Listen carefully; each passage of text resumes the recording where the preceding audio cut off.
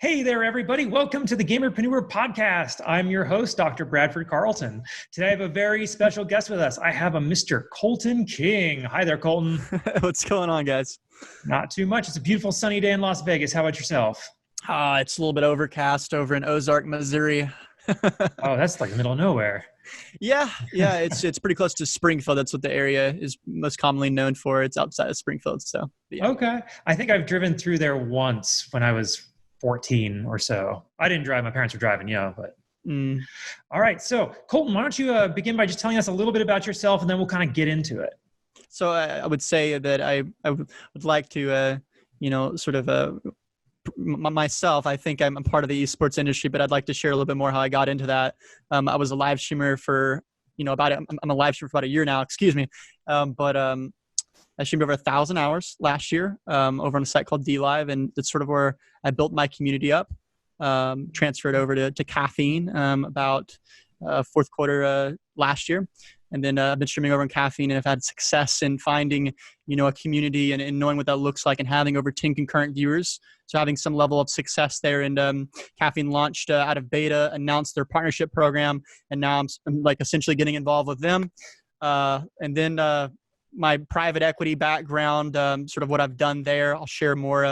The questions are more catered to gaming, but leveraged my relationships there and met the right people at the right time. Thus, Adam came into play and mentored me to success thus far and everything that we've done. So looking forward to sharing. Absolutely. And you're talking about Adam Salim, who I have interviewed, and hopefully his video's out by the time this one comes out. So absolutely. Okay, so that's fantastic. There's a lot to unpack there. This is about gaming, but we are going to dig into your business background, your business present, and your business future too. So before I get anywhere into that, though, I always start every interview with a single question. And the purpose of this question is to prove that gamers are all normal people. So on a scale of 1 to 10, 10 being high, how weird are you? I would say I'm probably an 8. I'm a pretty weird guy. Why is that? Well, just interests. When I was in high school, a lot of people, had, designated interest towards certain things, in a generalistic point of view. In general, they were interested in, girls and just that majority of the time being their focus. And my focus was networking with professionals. I wanted to, build out my connections list in Springfield because there's a big presence in startups here in Springfield. There's an incubator that I was a part of in high school. So that was sort of instilled for me junior year. And instead of my focus being on attending football tailgates and talking to different girls in my school, my focus was being at a startup incubator, talking with professionals that are launching companies. So a little weird there, I would say. At a young age. That's awesome. I kind of wish I had done that myself looking back on it. But can't change anything about what's happened, but that's so cool. So we'll get into that. I want to start kind of with the gaming cred. I want to know your gaming cred. You're a streamer, but when did you first start playing video games? PlayStation 2 was my first real console. I played a GameCube. Frogger was a big deal on Game Boy Advance. But I would say Game Boy Advance, then GameCube, and then PS2, Star Fox, all that. Frogger was a big deal. Pokemon. I spent God knows how many hours on Pokemon, like the Emerald Green, Sapphire. So me and my buddies would grab Game Sharks, and we would purposely cheat at the game. Okay, but there's purpose behind this. We would cheat purposefully, but whoever cheated the best and won had like the accolade throughout like the community that we had built. Like, I love it. The best Pokemon. If you could get your hands on the best Pokemon, he would have the best lineup of Pokemon to face off against one another. That's sort of like how we like to approach it towards the end there. And Game Sharks blew up on that sort of scene. So it's a pretty interesting time to be a part of the Pokemon sort of gaming community in general, I would say, because of Game Sharks being around. But, some people have different takes as to, playing the game and, not necessarily, and being involved with it. But, I was like, 12, 11 and single digits then. So, I was just trying to have fun, and we did. So that's awesome. Yeah. Game Shark's name I haven't heard in a long time, which makes me feel a little like Obi-Wan. That's a name I haven't heard in a long time. Do they even still make them? I don't think they do. I don't think it's a very, a product that was, very successful after the age of, I think DSi is really when it kind of killed off. I remember seeing them a little bit on DSi, but 3DS, I haven't really seen it. But I would imagine Nintendo did something against them, their own entire business model to like keep them out of being able to input, digital files like the Pokemon themselves into you being capable of getting them. How do you, because from my understanding, the coding, you can like spam like a specific part of the game to give you that item in game.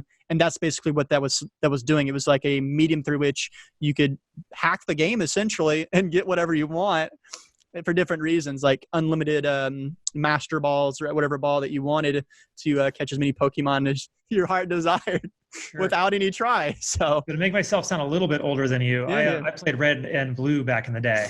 Oh yeah, I'm aware of what that is. Yeah, we had Missing No, which was that little code breaking Pokemon you'd get on one little section of an island, and it would give you 99 of every item if you wanted to. So didn't use a Game Shark, but we had our own cheats back then. You still a gamer? Do you still play? Oh, absolutely. I'm a very active streamer. So what kind of stuff do you play? So competitive Fortnite, I've founded a couple teams in the past. None of them rose to popularity. It's a very tough environment to engage and to especially penetrate when it comes to content and competitive play. The prize pools are centered towards around the top 100. If you're not in the top 100 every single event, it's very hard to earn any prize pools. It sort of speaks to like where the industry is at right now. I won't go into depth there, but Fortnite, I'm very diverse. I've always been a diverse streamer. But when it comes to Caffeine, I've mainly streamed Fortnite, but looking forward to Cyberpunk 2077. It's a big release coming up late this year. I believe it's third quarter this year. In addition, many other games. Outer Worlds, my favorite title. I don't know if you're going to ask this question. Should I save it? My favorite title at the time in which I played it. So I don't just have a favorite game because I've revisited these games and they don't have the same effect on me. It was the time in which I played the game that was the most interesting to me. And what is it? Left an impact. It's killing me. Well, I'll give you a little backstory. Okay. I would always go over to my buddy's house in Maumelle, Arkansas at the point in time. I was like 7 or 8. So I raced motocross throughout my entire adolescence. Since really 16 is when I essentially gave that up. Financial issues, parents, a number of things that went on there. But we would travel, and I'd always been interested in consuming a lot more of my time into video games when I was young. So after I'd get off my bike, I'd go and hop on the Xbox 360 and grind, New Vegas. Okay, I mentioned New Vegas, but here specifically, I would go over to my buddy's house, and his brother was always playing this new game. And I mentioned something to him. And then the second time I came over there, I saw the box with the DVD or the DVD in it, or the game title in it. So I looked at it like, Fallout 3. What's going on here? At that point in time, I'd never played an RPG, like a real RPG. And I was looking at it. It was like immature. Oh crap, mom's never going to let me get this. And I remember like for like a year after that, I was trying to get my hands on it. And finally I did. Fallout 3, sort of finding your father, that whole storyline of finding your long lost father and having the Enclave sort of fight you, and me being like a combination of 12 and 13 and playing that game. I think it was 12 or 13 at the time. So mom did give up on her pressing, attitude towards, game titles, and, the engine that they use for Fallout, it can be graphic, but, with everything that I had handled with motocross, I had, experienced people breaking their bones and, very catastrophic events and a lot of things happening, I would say, stress-wise, and being able to handle video games like that at a young age. So it's somewhat important. You don't want to expose somebody that doesn't have a high enough, they've been exposed to enough stuff yet in life to where you possibly warrant that. But fortunately enough, I had the chance to play it at that age, and it left such an effect on me. Seeing the storyline progress, finding your father, beating the Enclave, and then it's sort of like the Enclave sort of, the ending is like such a twist. You find your father, he dies, and the Enclave sort of takes over. But then again, in the next title, like they're completely non-existent. So like, did you beat them? So like you just sort of think like that could be bridged. That could be another game right there. But I absolutely love the Fallout series. I loved New Vegas, Fallout 3 at 12 and 13 years old on an Xbox 360 in my room. That was that was a heck of a time, I would say. I enjoyed it. I would say you're a tad luckier than I was. I started with Fallout 3 and then went to New Vegas, and I couldn't play more than an hour of it. I just couldn't get into New Vegas. It was just not the same. It was different, and it's definitely different. Yeah, they got rid of like a couple of like lore factions, like the NCR they created, but why not continue on was a success in the past and launching a title that continues to progress the lore of a specific faction or group. I love the Enclave. Like I wouldn't mind joining the Enclave and using their deception to sort of rule the the wasteland, and like there's so many different paths it could have taken. I mean, I think New Vegas was a great game. Once you got to Vegas and you sought out, I forgot his name, but you seek him out, you find him in a casino, and you confront him. And he's the guy that apparently did something in a town. I don't have the context to really explain it here, so I'm just going to say, it was a great title. I haven't played New Vegas in forever. I think I tried to mod it once. Modding is another thing that I've found a lot of interest in, because there's a whole entire community around modding now when it comes to those specific titles.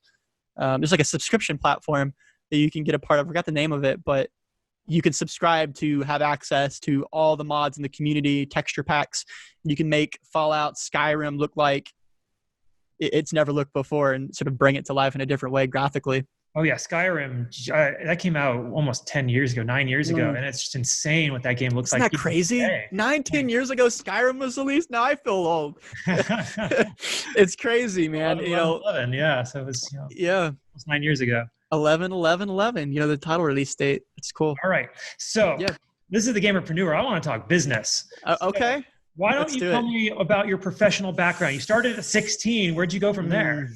So really the start of, everything that I've got going on now and how it sort of, proceeds and adds value to one another along the way. Cause I feel like everything I've done has been a chain of events that have had failure in a number of ways and have had small successes, and being able to understand what those small successes were and then translate it to other areas and new things that you have, coming in front of you every single day. And understanding, a failure is not detrimental to your career path. If you're not failing, you're not trying. So I would say junior year of high school, being exposed to the individuals that I was exposed with at GoCaps. It sounds fancy, but it's really not. It's a high school program that is done in Missouri, I believe in particular, that exposes individuals to professionals in their industry that they may have an interest in going into college and pursuing a degree in.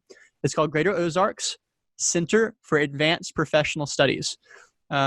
And that occurred, I took the entrepreneurship strands. So they had like 4 strands: manufacturing and engineering, healthcare, business and entrepreneurship. And I think they added another one here recently, but so 3 that I'm aware of now. But I decided to go into entrepreneurship, and I met a whole lot of different people from a whole lot of different industries. And then I was like, okay, I want to meet somebody in the construction industry, because I was studying construction project management. If you look at my LinkedIn, that's sort of when that occurred. So my junior year of high school, that construction project sort of certificate that I got was because of my interest, and I was wanting to meet a professional in it. And I was exposed to a guy that ran a sort of a statewide construction project management company with his father. Then I learned how that went, and then I sort of like got off that sort of industry. And then I was like, okay, I want to know what hedge funds do. Find me somebody in capital, like raising capital management. I want to know what that's like. And then here comes Jacob Brown walking in the door. He owns bookscutter.com. I was a part of the original team that worked with him. So I just sort of fast forward. He intrigued me. I loved the industry that he was in, and I helped with the initial team. So I was working with the initial team to help secure that acquisition. It was found by a friend of mine named Caleb Walker. We were part of the same team to help find different websites that we could reach out to that had great business models and that, could possibly have an interest in seeking a stake in for these people. So front-end deal flow is what you would call it. You act as sort of a middleman. And this was like basically an internship. I wish it was an internship, because later towards my story, you understand why. They were bought out for $5 million. That's the stake that they took in it. I'm not aware of the details of the percentage, if that's a whole stake in it, but I believe it was a whole stake, and that was acquired by Partners Equity Fund. Ace Chapman, you can look him up. Great guy, was a part of that deal. a number of other individuals that were a part of that, that I had some contact with in some form or fashion. Chris Yates, he runs the Rhodium Weekend. I believe out in Vegas at one year he put it up. Okay. Rhodium Group, Rhodium Weekend, Chris Yates. He was a part of that group, and they did that.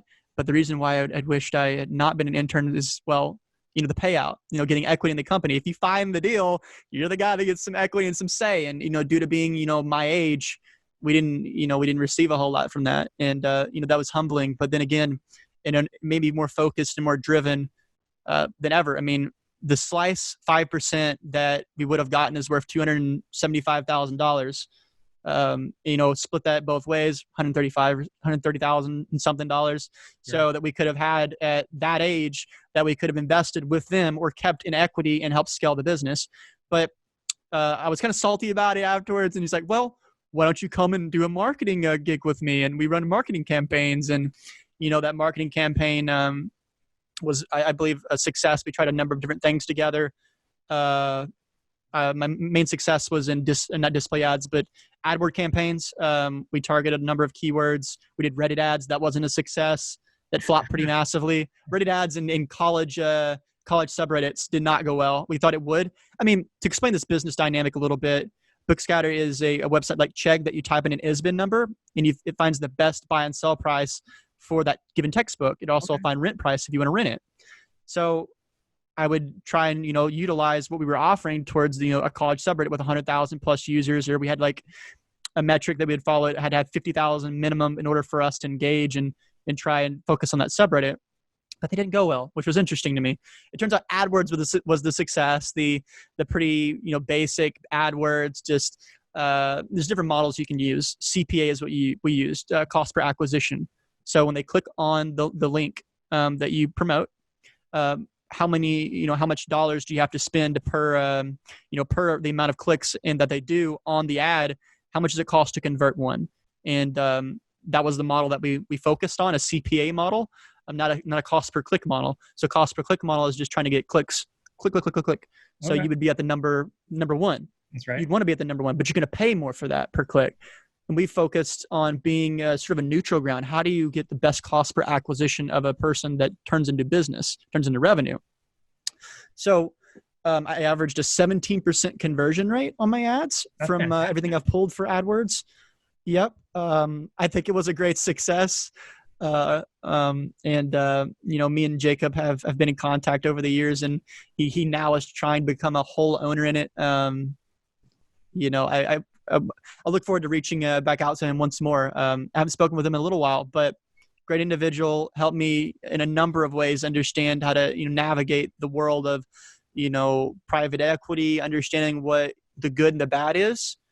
Private equity has a stigma around it, especially when it comes to the acquisition game. They acquire companies solely with debt. A lot of these massive deals are just LBOs, they're leveraged buyouts. Yep. You know what a leveraged buyout is, but they buy the company with debt that was loaned to them, or they have some tranche agreement or whatever, and they will buy the company, put $5 million, however much the acquisition was, on the balance sheet, and find a way to pay it off alongside scaling the business. That does a lot of negative things, especially from a moral perspective, and you acquiring a company and then the employees, some of them will have an understanding as to what you did. Well, I'm the the CFO, for example, and I just noticed that another, 1, 2, 3, 4, 5, 6 zeros just ended up in the debt column and not the equity column. Why did that occur? Could we have done it differently? Could we have done a part buyout? Could we have done crowdfunding, which is blowing up? But that's sort of like where it began. I really feel that the saying "right place at right time" was really sort of the scenario that me and Adam found ourselves in, or where I found Adam at, and then Adam really just brought me under his wing for Real Value Capital. And now we're focused on building the largest angel investor network and the largest advisory expertise network for esports the world has ever seen over the next 5 to 10 years. I believe we have the track record of people previously in this industry that we have, the sort of model that we have. They have the track record of success. We're being mentored by them personally, and I feel that we ourselves are going to try to replicate that and make the industry a better place by educating people about what the industry is and what it's not.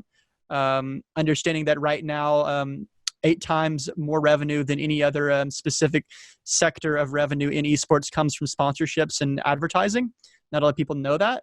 They think, teams think it's just prize pools, or, there's different points of view on that. And there's a lot of lack of understanding, but that's where I would say where we're at right now, and what I intend to do, and where I came from, and where my interest came to be with Jacob Brown, and solidified that for me. I've loved being a sort of a middleman point, sort of say, but now approaching it from like a consultant point of view, and being a professional in that area. And how do you successfully scale a business in esports, and what does that look like? Key inputs to the business, variable costs, and fixed costs associated with it, and understanding what those are, and then engaging with the right people, moral compass, and a number of different areas who they want to spend the most amount of time with in their business with.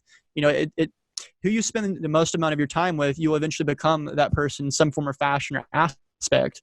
And when it comes to business, if they had bad habits, you yourself will adopt those bad habits. Okay. So understanding the scope of all of this from a consultant point of view, and then from a, I would say a psychology point of view, is really what I've gained from being a part of Real Value Capital.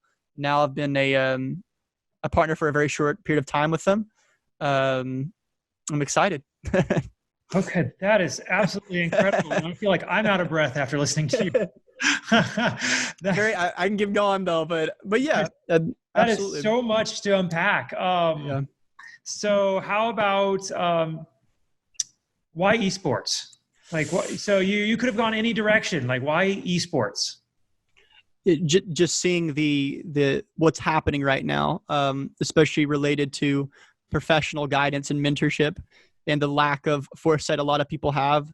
This industry has a compound annual growth rate. So the growth rate of the industry as a whole is in the teens right now, to 20%. When you look at that in other industries, you see a lot of lack of understanding as to what it is. And in a business approach. What do you mean lack of understanding? Well, I mean, a lot of people have different beliefs about, especially at the grassroots, because me and Adam talk to people pre-seed, seed round, Series A, Series B, and then, we have people that are larger than that. I mean, there are organizations that are tier 1 that are not even cash positive yet. And a lot of people are like, well, we should raise funding rounds for startups.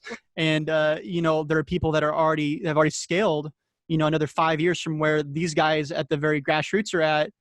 How do you effectively, use, the sort of example that other people have had the success that are at the tier 1, and how do you replicate that for the grassroots? And the grassroots right now has this sort of idea that we should work with anybody and everybody that's a sponsor, because that's where a majority of the revenue comes from. I mean, they don't know, a lot of people don't know that, but they think that sponsorships and advertisements are so important, and they're not approaching them strategically. But to answer really your question, outside of a business perspective, why esports? It's a personal interest. As I said, I streamed for over 1,000 hours last year. I'm just obscenely interested in it, and obsessed about learning everything about it. Even at the start of my streaming career, I would say a personal interest. I'm a firm believer in, if you have an interest and then you create a passion for it, that's the first step. And that's sort of like my sort of ethos there of why esports is personal interest, and then evolved into a passion, because I feel like I can aid individuals with the expertise that I already have, and that the expertise that I'm developing. Okay. So I'm going to go off script. I'm not going to follow my question for a second, because I want to dig into you've been doing venture capital, you've been doing equity. So you're in this world. Yep.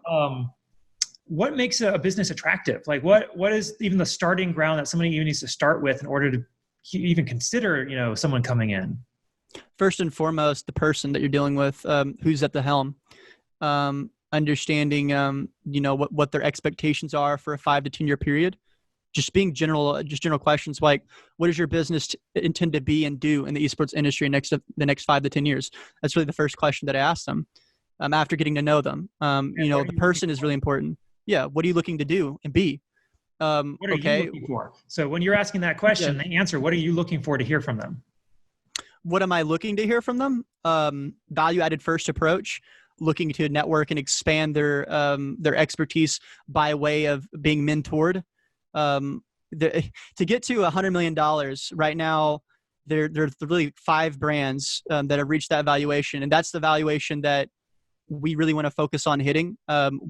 You have to begin with the end in mind. And that's like how high my expectations are. That's what I want to try to achieve with an organization.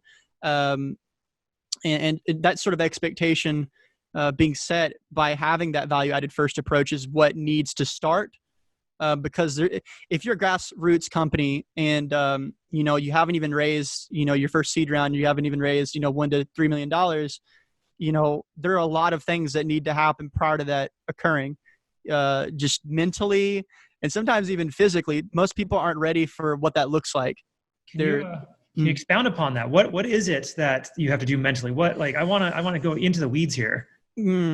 Absolutely. Setting your expectations. Okay. First and foremost, and beginning with the end in mind, like I said, what is your outcome? What does your desired outcome look like? Okay. And from those desired outcomes and the expectations you have for staff and everybody else, creating a strategy through that. So that's what that looks like. The strategy but with both using your expectations for everybody involved, it makes you more hyper efficient in everything that you do. Like my expectation for this is your period of time that you have to achieve that. If it's not achieved, here's what we're going to do. Pivot, your pivot, but your strategy is most important. But what I'm looking for is mentorability. I'd say mentorable more so, excuse me. Because they have to be willing to be more educated. They have to be willing to listen, to ears, one mouth. In order to even begin the steps to try and scale a business. The amount of people that you have, in this industry that are excellently, positioned and very, very talented.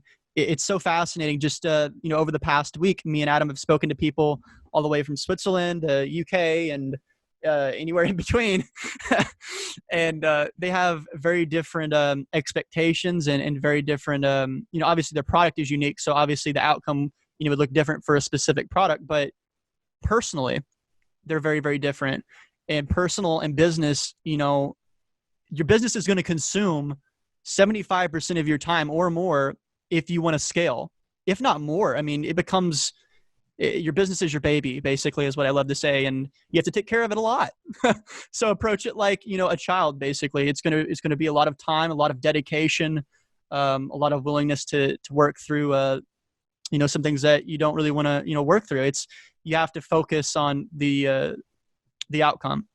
Okay. You have to focus on generating those outcomes. You're saying there's no real absentee owners out there. I can't just hire a team to do it for me if I want to do this. I have to be in it myself. Well, I mean, they can expand their network and bring the right people in. It's just more of a mentorable sort of mindset that I look for. I can sort of explain like the 3 different type of people that I meet. I meet people that are skeptics. I meet people that are what's in it for me. So the skeptics, like initially, that wanting to give you a phone call, to talk about their business and to talk about themselves, they won't even give you the time of day to do that. That's what I call like the skeptic category, and that's fine. And then you have, what's in it for me, and that can be good and bad, depending on the conversation, where it leads and whatnot. Then you have the people that are value creators, that are like, at the end of the conversation, when you're about ready to, to say, okay, we'll speak to you again once more. We're going to do this, that. They're like, how can I help you? What can I do for you? Those are the type of people. I mean, I've spoken to a gentleman that raised a multi-million-dollar seed round, was not expecting it. And he's a value creator. Those are what I would say are the top echelon of launching platforms for esports right now, that are launching, teams. Team launches are very difficult right now in the esports world. Like I said, there are companies out there that are tier 1 that are not even cash positive yet. So it's very difficult. It's like a money burn for like 2 to 5 years. And, there's a lot of people are in that money burn and don't really know how to get out of it. And how do you create the right outcomes for the business? What that looks like. Because honestly, if a tier 1, is at that stage, how do you develop them, in such a way business-wise to get them out of that stage into start being cash positive? It hasn't even been created yet. It's really the Cloud9s and these TSMs that have sort of figured out they're starting to get there. but there's so many different other organizations that really haven't figured out how to, financially become a success yet. And to still be, so before a company is like cash positive, I still deem, there's a lot of companies that are out there that are not cash positive. Uber, for one, loses billions each year, but there's still being money pumped into it because of the IP worth and a number of things. But for a business to be attractive to me and to any investor, at some point in time, it's going to have to turn over. I mean, right. And be a sustainable business, and to be ran like a sustainable business. And it's very scary to me to see that a tier 1 organization is not even at that level yet. So what you're saying, if I can interrupt for a second, is it business acumen of the ownership of these companies that's causing them to burn this capital or is it some other factors? Well, there's a lot of moving parts. I would say the strategies that they have in place to scale are not there. They're just not. Like I said, a lot of the revenue, 8 times the amount of revenue of any other specific genre that generates revenue. So for an example, sponsorship and advertisement are first. I think that like 800 million of the $1.3 billion that was generated last year from esports.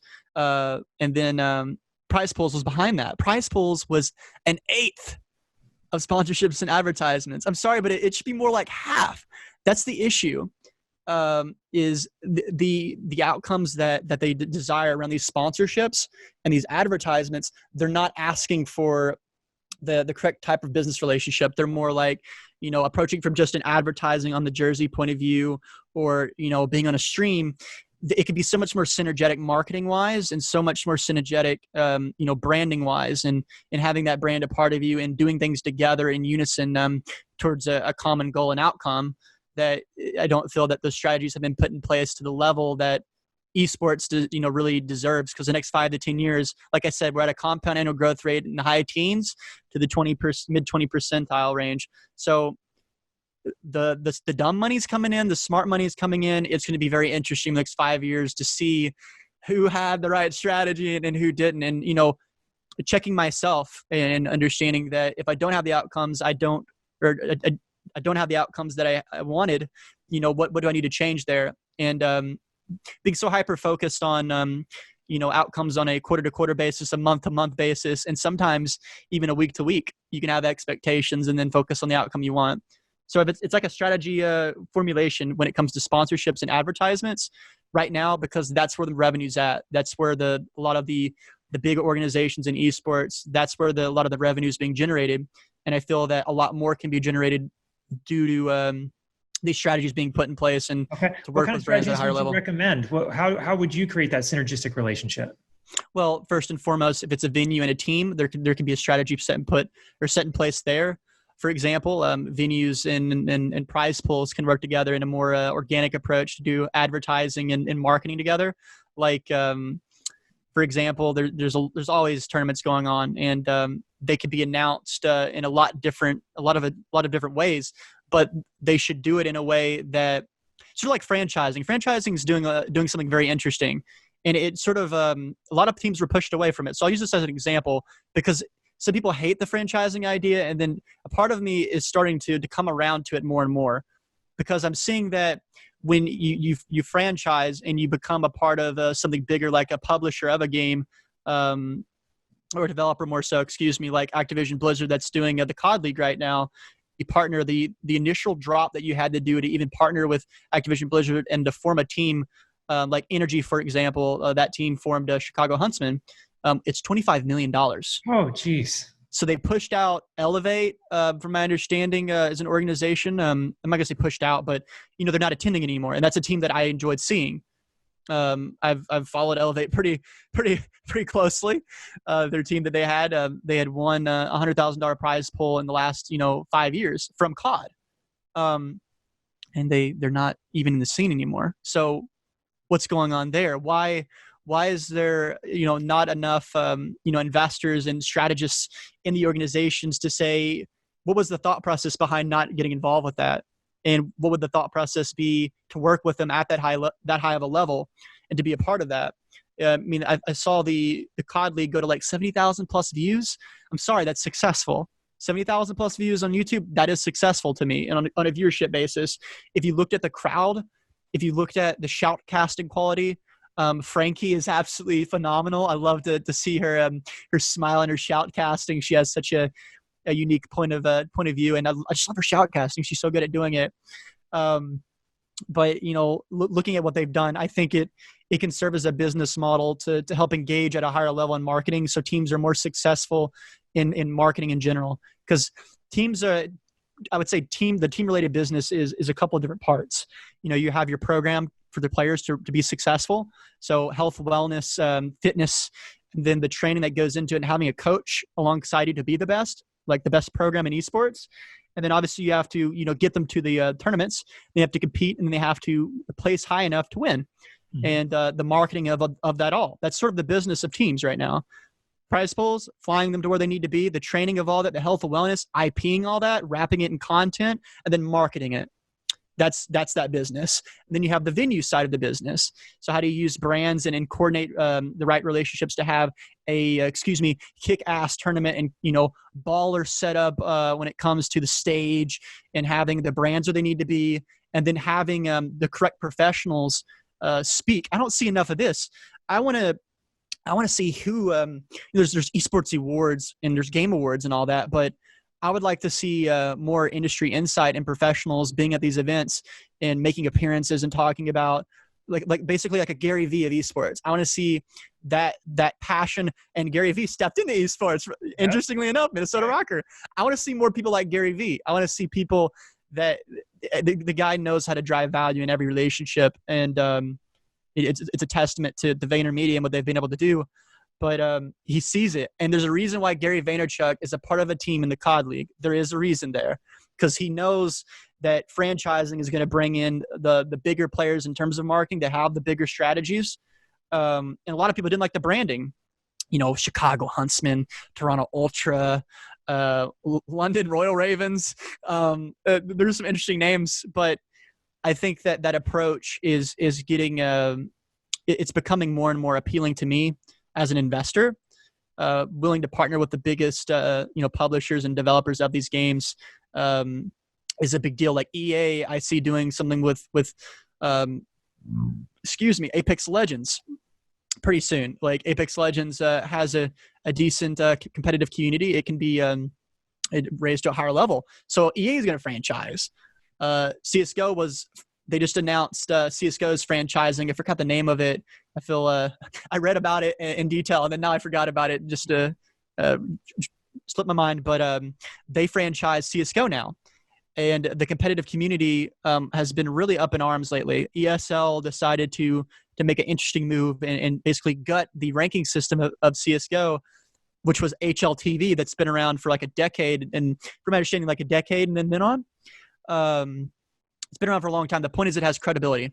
And then they wanted to scrap that, develop their own ranking system, and the competitive community was just like this. We don't want to do that. We want to step away. One of the leading shoutcasters, Simple, he's not a shoutcaster, but content creator, and then another shoutcaster, I forgot the name of, decided to step away and not do any of the events because he disagreed with the perspective and the strategy that they had at the offset. I mean, ESL runs massive tournaments, and to see a power struggle and a misunderstanding of what they should do is so clear. It's like for everybody to see that they don't know, what they want to do. They cut staff in the UK. It's pretty obvious. And then the competitive community saying, well, we don't even want to compete in your league. We're just going to create our own league now. I don't know if that was the franchising and the franchising strategy being wrong and whatnot. But to answer your question, what they need to be implementing, I'd say strategies that are synergetic to their business, that they see having the outcome over the next 5 to 10 years with that business. I'm talking about the Nikes. I'm talking about the Puma. I'm talking about, the football clubs that are sponsoring FIFA teams now. Manchester City was the first one to do it, from my understanding. So they have their own FIFA esports team inside of the football club. Okay. And there's football clubs moving in. Yeah. So how does this all coexist, and how are their franchises evolving and the correct marketing strategies that are put in place here? But I think franchising is going to be good. It's the correct type of franchising. I think that's going to be sort of a a business path or strategy that we're going to see over the next 5 to 10 years. You're going to see bigger and bigger franchising opportunities and then bigger prize pools because of that buy-in. Well, if you're going to pay me $25 million to help market alongside you and have a team at the highest level in COD, you're also going to get such and such. You're going to get the highest prize pools. That's what we're talking about. Okay. So that's the actual sport of esports, you have teams and franchising. So setting aside the actual sport of esports, there's the whole community of other businesses that surround it, that feed into it. Yep. Where's the smart money going there? So there's a lot of, I'll give you an interesting dynamic that me and Adam have seen. We're seeing, a lot of colleges and high school leagues being established.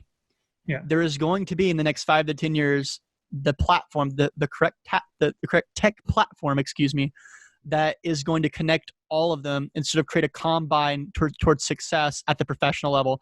How do you create success at the high school league level? Make them well known, live stream it, create content, blow them up on a brand perspective, get them involved with collegiate. How do we get collegiate on the map?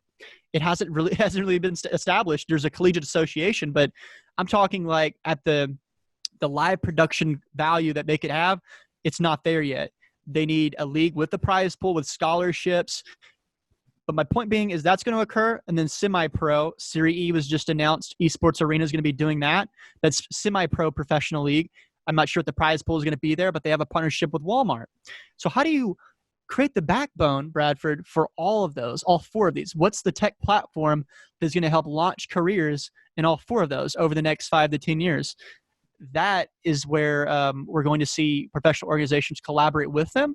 And whoever does is going to have access to creating brands, personal brands that are coming out of that scene and launch them towards success at the professional level.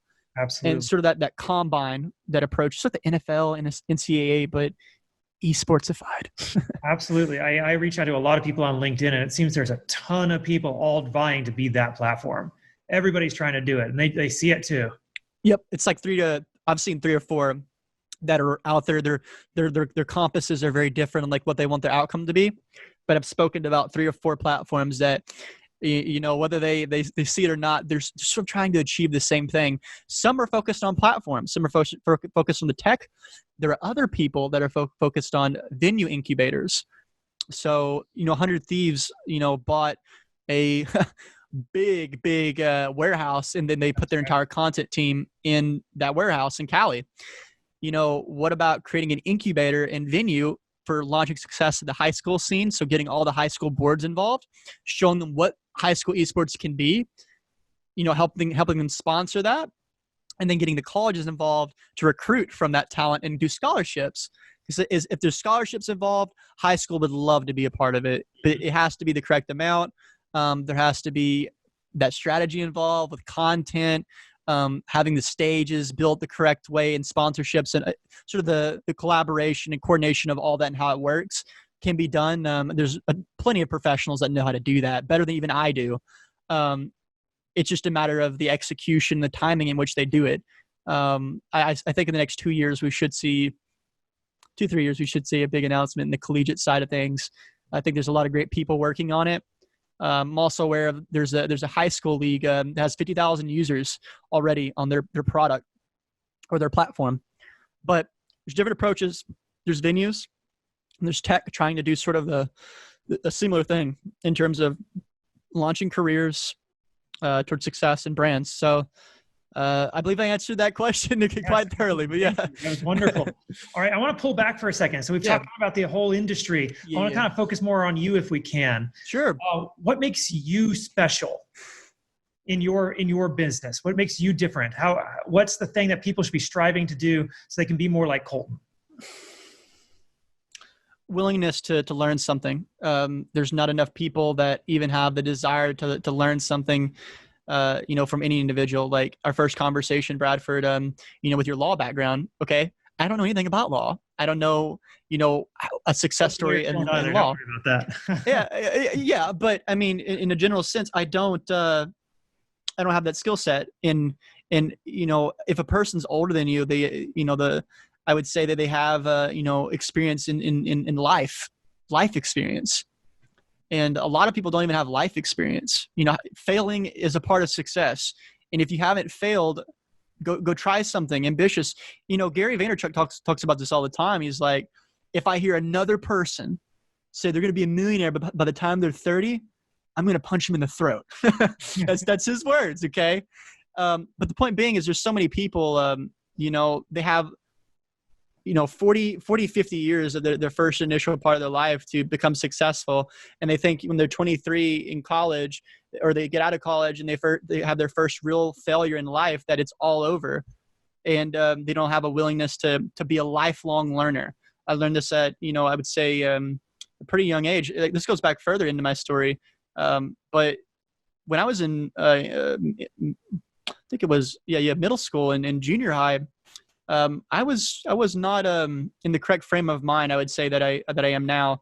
I got expelled from junior high. Oh, I won't exactly allude to what had happened, but I got kicked out, and I went into a school called Hartbridge, and I was mentored by the CEO of that. Bill Vining is his name. He's on LinkedIn, and he still, I believe, still runs it. But he helped contain the sort of anger that I was, that was building up because of what I thought the world to be, or that I had, failed and I'd gotten expelled and had to let my entire family down, and everybody was going to know how big of a failure I was and how, this, that. At a young age, you just get in your emotions too easy. Uh-huh. But with that aspect, I would say becoming a lifelong learner, and that was instilled in me through that learning experience with him, Bill Vining, that you're not going to, if you stop learning, that's when you'll grow old, basically. So true. You need to continue learning because you'll have more things to talk about with people. You'll become more efficient in learning by learning. Absolutely. Fantastic. That's basically the moral of it. Yeah. Fantastic. Keep learning. Absolutely. I think you mentioned, I have a lot of phone calls. It may have been you. You mentioned you read like 30 pages a day. I mean, I probably read more than that, but like in a book setting, 30 minutes a day, I think it was 30 minutes. I try to read. If I'm not on a phone call, I'm reading. I'm trying to understand my industry, especially when it comes to esports. And psychology has a lot to do with esports as well. Brain training. We're also going to see AI coming in. So understanding where the world's going, this next 100 years, I would say, well, I'm going to be alive for at least 70 to 80 years of it, I hope. And understanding how do you prepare yourself in the industries of the future. Internet 3.0 is another thing. There's not enough educated people about the Internet of Things, what's going to occur, and how it's going to change basically the world as we know it. So, yeah. So kind of bouncing off of that, what resources do you use in order to advance yourself? Like what can people kind of grab onto themselves in order to get to where you are? So books is a big deal. This was the one that kind of scared me and kind of informed me about what's going on. But this was written by the founder of AOL, Steve Case, Rise of Robots. Okay. But actually, excuse me, this is a different one. This is Martin Ford. But Steve Case has a book called The Third Wave, in which he talks about sort of the same scenario. This one as well is pretty scary. It depicts a pretty weird future, but futuristic, writings and things about the future have always been of interest to me. Not necessarily to get scared about it, but how to prepare yourself when robots have automated, a certain aspect of the economy. Robots always show up on time and don't complain. So they're pretty efficient at formulating tasks. And I can only think of when quantum computing reaches a level in the next 20 years to where it could be directly implemented into, computing technology and change the world. There's so many different things that I can go over, but reading is important. Information sourcing, so understanding what your statistics of your industry are. There's many of different statistic websites out there that you can look at. Particularly the esports industry. There's one that I just came across that I liked a whole lot. I'm gonna try to find it for you and mention it to everybody. But I loved what it had to share. It gave me tremendous insight. It's definitely been sent to Adam. All right, let me look here. You can always find it later and send it to me. Absolutely. That'd be wonderful. But just sourcing statistics is important. Understanding your industry based on a revenue background. That's if you want to understand your industry. Obviously, reading, learning. Ooh, big one, big one. Outside of, your formal education, if you're in high school, if you're interested about something, you can learn it for, I'd say one or two chores for mom or dad, $10. You can go on Udemy and you can really type in your heart's desire and learn it for $10. Internet of Things, if you want to learn programming, I've bought like at least a dozen courses on various different disciplines. Udemy, I'm trying to think, Coursera, edx.org. I mean, you can get trained by the elite. We're talking about Harvard here. I mean, even YouTube, you could type in Fin 380 and take a sort of an actual class, a lecture on corporate finance. Certainly. From Harvard. Harvard has classes on YouTube. Mm-hmm. OpenCourseWare. Mm-hmm. They release stuff that's older, and they release it to the public. That is such a high quality, education just right there that you can be exposed to at a very young age. It's the internet, guys. I mean, you have the world at your fingertips, and everything that you would want to learn is, in front of you, literally, if you just take the time to learn it. Okay. Now, kind of a different question. Yeah, I don't remember what the question I asked was on that one. How do you make money? So like in terms of like the business that I'm in relation to consulting and esports? Yeah. Do you making it off of consulting? Are you making it off of like finder's fees? What are you doing to make money? It's a combination of both. When I do consult with a business and I decide to help them in their process with appealing to investors initially, I help them with valuation of the business. I help them, get that independent valuation. So when they bring it to investors, that they're prepared for that. But valuation, all that, I'm compensated for all that. And then scaling, there could be, equity in play there. There's a number of different things, but I would say consulting initially, and then obviously scaling the business. Obviously, you want a person that's helping scaling your business have a stake. Okay. Have a stake in the outcome. Okay. Are you a licensed broker dealer? No. Okay. Is that a concern for you in any way? Well, broker dealing, like in terms of, so from my understanding, being like a broker, private equity related, if I was helping solicit deals to other firms and vice versa, from my understanding, I would need one. But from what I do currently, I would not. Okay. And being as effective as I can be currently, I mean, I don't intend on bringing a company to IPO necessarily within the next 5 to 10 years, especially when it comes to esports. IPOing, especially this day and age, it's becoming less and less effective. There's a lot of money in the private markets. And I think like having that area of expertise, I've read, I forgot the initial license that you would get to become a stockbroker. I can't even believe I completely forgot that. But, the license that you would need to have in order to, help, financial advisor from like a CPA, and having a background, certified public accountant and, certified financial advisor is another thing. Then all the Siri licenses that are involved with it, but I'm aware of them. Yes. But I don't think that I would, in the near future, desire to have one to be as effective as I need to be in an organization to help it scale. I was just figuring what extent are you involved? Okay. Now I want to take you back. I want to take you back in time if I can. Mm-hmm. I want to take you to 15-year-old Colton. What would you tell 15-year-old Colton in order for him to 10x what you've done? Before you even started at 16, 15-year-old Colton. 10x what I've done and like thus far? Yes. Interesting. How do you go faster, bigger, stronger? Fail more. Be in business earlier.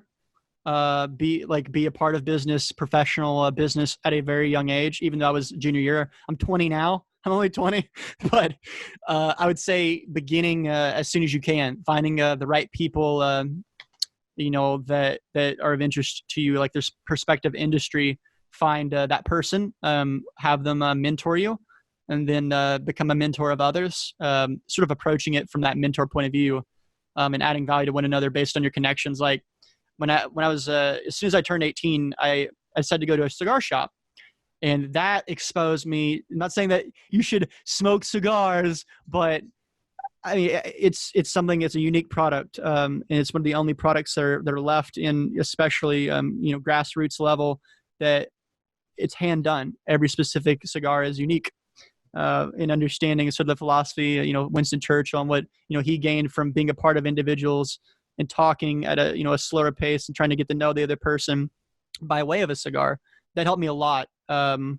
I would say, and becoming a success is being around those types of people. So where, Rotary clubs, where are they? Where are the people that you should know in your industry? Where are they at? And identifying that and then reaching out. Okay. So finding mentors. Okay, beautiful. Mentors, being brave enough to ask people, being brave enough to make mistakes. Wonderful advice. Okay, can I humble you for a second? Go ahead. You've already told me that you failed out of middle school. What is something you failed at professionally, though?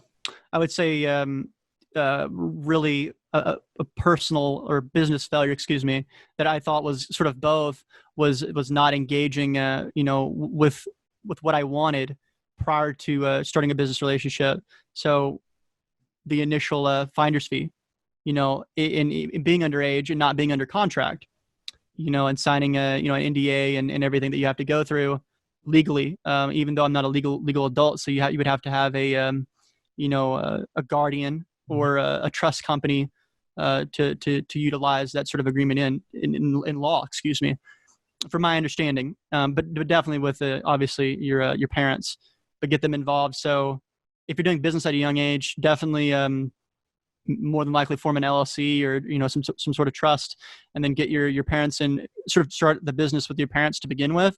Obviously, you have to engage with your parents in some form or fashion. If you're underage, you're not a legal adult when you're engaging in business transactions. So that was a failure initially, and then the process through which I engage with people prior to doing business with them now is very let's say thorough. And understanding what the outcome they want, what they desire, their expectations for that. And, obviously the legality of it, making sure, I have everything in place to protect myself as well as, themselves. They, a lot of people don't even understand how to do that in a business relationship. And they're not willing, to put those processes in place, especially at a young age. You don't have the knowledge set yet. You don't have the life experience yet. If you're a 16 or 17-year-old to understand everything that you need. Accountants are very good too. Approaching business from an accounting point of view and understanding accounting, how to read a balance sheet, all that. The more you can understand numbers, the more I feel that you are elite just to begin with when it comes to a business. Because if you can understand the numbers and then you can understand the relationships and the psychology of business, I feel like you can be a force to be reckoned with pretty early. Absolutely. Yeah.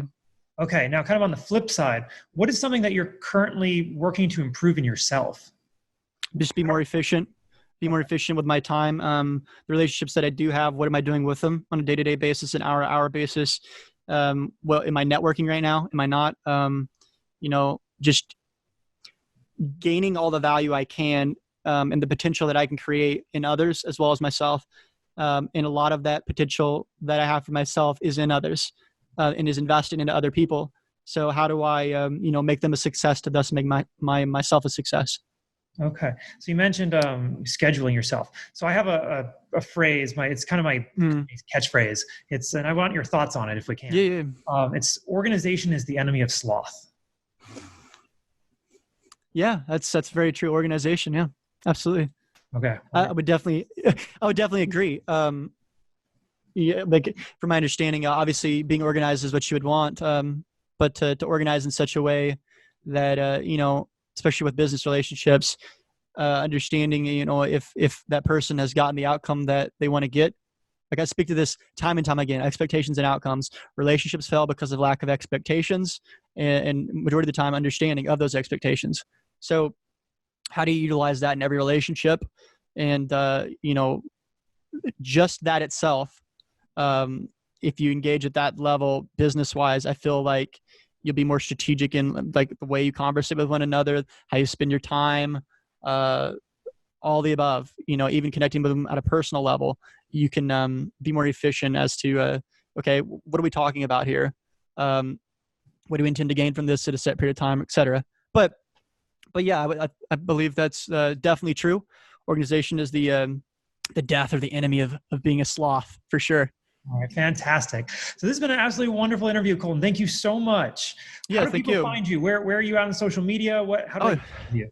Yes. So my streaming handle, Angles, coming at you from a different angle, Angles XD on Caffeine is my stream handle, caffeine.tv/Angles XD, Angles XD on Twitter, Colton King on LinkedIn, of course. That'd be the place to find me. I'm very active on Twitter. I'm very active on LinkedIn, and I'm very active on my streaming profile. So those are the places you can definitely find me. Fantastic. Okay. Yeah. Before I wrap up, is there anything else you want to talk about, or I didn't ask?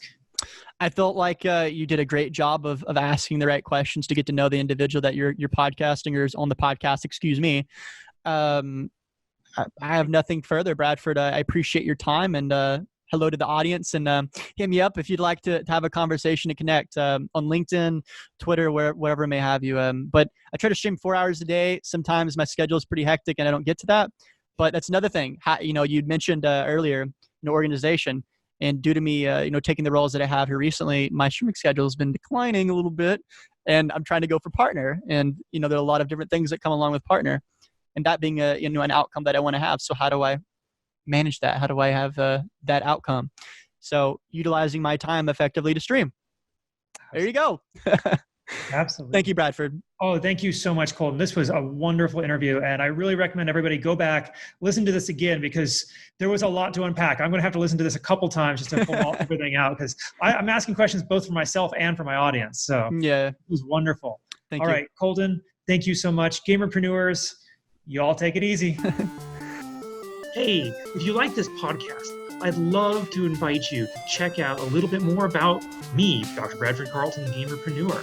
If you go to my website, www.thegamerpreneur.com/bonus, I'm going to give you a free copy of my book, The Warcraft of Business, where I explain my history in both gaming and business and how I brought the two together in order to create some very successful companies and help a lot of people.